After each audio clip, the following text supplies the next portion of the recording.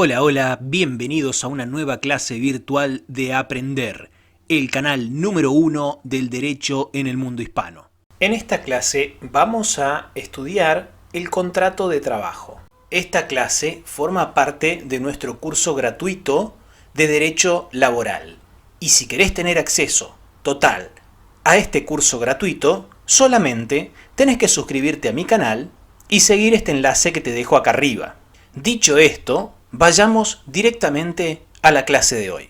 El artículo 21 de la Ley 20.744, Ley de Contrato de Trabajo, establece que habrá contrato de trabajo, cualquiera sea su forma o denominación, siempre que una persona física se obligue a realizar actos, ejecutar obras o prestar servicios en favor de la otra y bajo la dependencia de ésta, durante un periodo determinado o indeterminado de tiempo, mediante el pago de una remuneración. Sus cláusulas en cuanto a la forma y condiciones de la prestación quedan sometidas a las disposiciones de orden público, los estatutos, las convenciones colectivas o los laudos con fuerza de tales y los usos y costumbres.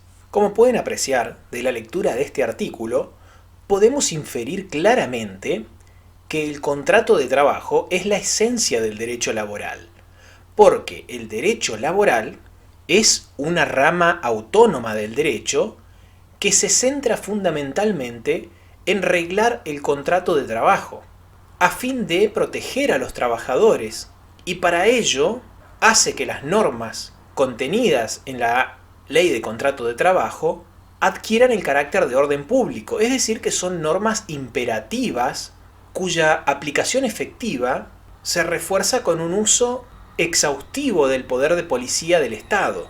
Entonces, cuando hablamos de contrato de trabajo, hacemos referencia a esta relación de dependencia que se crea entre el trabajador y el empleador, de modo tal que este tipo de contrato se diferencia de cualquier otro contrato. Y las partes son dos: por un lado el trabajador y por otro lado el empleador.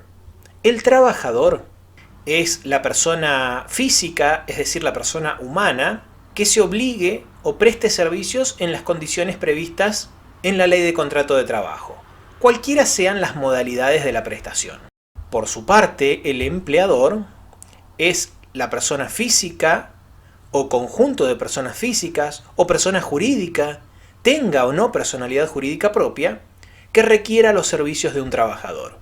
Entonces, en este tipo de contrato tenemos a las dos partes: al trabajador, que la particularidad que tiene es que sí o sí debe ser una persona humana, y la obligación que va a contraer el trabajador es una obligación intuito personae, es decir, que nadie puede reemplazar al trabajador. Así, por ejemplo, si un operario de una fábrica un día no tiene ganas de ir a trabajar, no puede decirle a su primo que vaya por él. Y por otro lado tenemos al empleador. El empleador es la persona que recibe la fuerza de trabajo y a cambio paga la remuneración. Y acá sí no hay ningún tipo de inconveniente en que empleador sea una persona humana, un conjunto de personas humanas, una persona jurídica, que sea sustituida. Acá no hay ningún tipo de inconveniente en esta cuestión. Y el trabajador y empleador están unidos por este contrato de trabajo. Y lo que crea este contrato de trabajo es una relación de trabajo. Y según el artículo 22 de la Ley de Contrato de Trabajo, habrá relación de trabajo cuando una persona realice actos, ejecute obras o preste servicio en favor de otra, bajo la dependencia de ésta, en forma voluntaria y mediante el pago de una remuneración, cualquiera sea el acto que le dé origen. Esta relación de dependencia que nace de la relación de trabajo se traduce en tres aspectos: una dependencia jurídica, una dependencia económica y una dependencia técnica. Según algunos doctrinarios, tienen que estar presentes los tres aspectos para que se configure la dependencia laboral. En cambio, para otros doctrinarios, el aspecto que no puede faltar es el aspecto jurídico.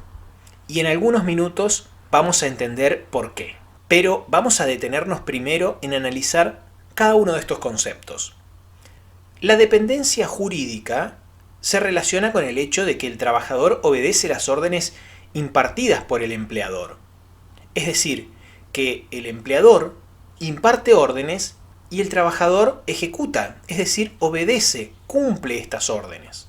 La dependencia económica se debe a que el empleador es quien posee los medios de producción y por ende le da todos los medios necesarios al trabajador para que pueda desarrollar su actividad. Es más, el empleador es quien soporta las pérdidas de la actividad y obtiene las ganancias.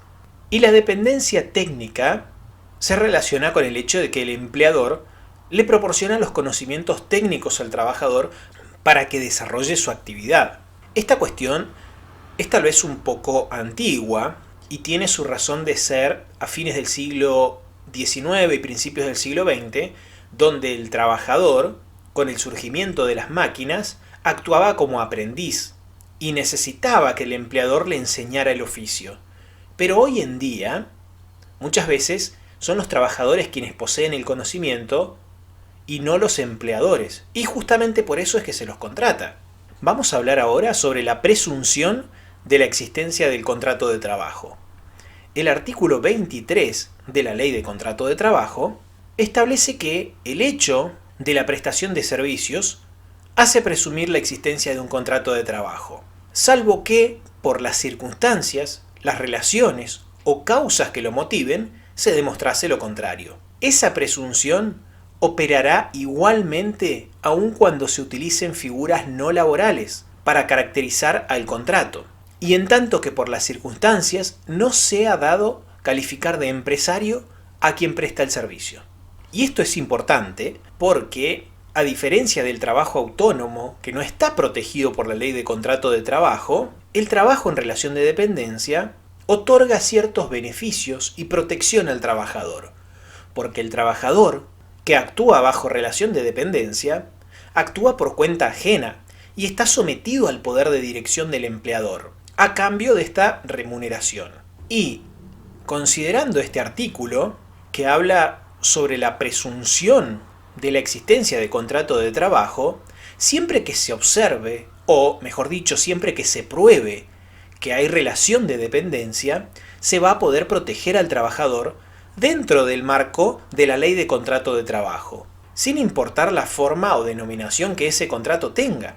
Entonces, la Ley de Contrato de Trabajo otorga ciertas ventajas, beneficios y cierta protección al trabajador. Y si un trabajador no está registrado en el marco de esta ley, ya sea porque está trabajando en negro o porque se simula que realiza un trabajo autónomo cuando en verdad realiza un trabajo en relación de dependencia, estas situaciones no hacen que el trabajador no vaya a gozar de estos privilegios y de esta protección, sino que hay un camino legal para que el trabajador acceda a estos beneficios. Para lo cual habrá que analizar los hechos en la vida real, es decir, qué sucede. Por ejemplo, supongamos que tenemos un trabajador que figura como autónomo, pero que la realidad indica que no es un trabajador autónomo, sino que es un trabajador que actúa en relación de dependencia.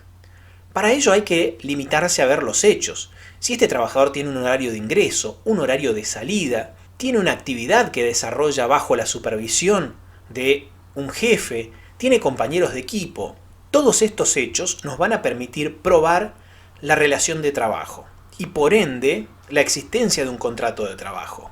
Lo vamos a poder probar a través de testigos, de informes, de documentación. Y lo que buscamos probar es la existencia de subordinación, que como ya dije, puede ser jurídica, técnica o económica.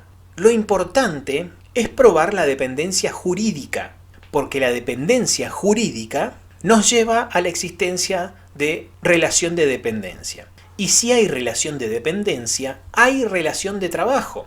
Y de acuerdo a la presunción del artículo 23, si hay relación de trabajo, hay contrato de trabajo. Por ende, se le van a otorgar al trabajador todos los beneficios y protección de la Ley de Contrato de Trabajo. Y para finalizar con esta clase, vamos a ver los caracteres del contrato de trabajo. Es un contrato consensual porque basta el mero consentimiento de las partes para que quede perfeccionado el contrato. Es decir, no es necesario que se firme nada, no es necesario que se haya pagado por adelantado, ni nada por el estilo. Es también un contrato bilateral, porque nacen obligaciones recíprocas para ambas partes. Por un lado, el trabajador debe realizar la actividad, y por otro lado, el empleador debe pagar la remuneración, que es una suma de dinero que se paga por el valor de ese trabajo. Cuestión que nos lleva a inferir que es también un contrato oneroso, porque ambas partes reciben una ventaja económica en esta relación. Por un lado, el trabajador recibe dinero a cambio de su fuerza de trabajo, de su tiempo, de su libertad, y por otro lado, el empleador recibe el fruto de ese trabajo a cambio de la retribución dineraria que abona al trabajador. Es también un contrato conmutativo, cuestión que se opone a un contrato aleatorio. Y es conmutativo porque hay un equilibrio entre las prestaciones. De esta manera llegamos al final de la clase de hoy. Esperamos que te haya servido y nos gustaría leer tu comentario. Como te lo adelanté cuando iniciábamos este video, todo nuestro contenido es absolutamente gratuito y nos financiamos únicamente a través del aporte voluntario de nuestros estudiantes. En el primer comentario te dejo también un link para que, si podés, nos ayudes con una pequeña donación que nos ayuda a seguir creando el mejor contenido para millones de estudiantes.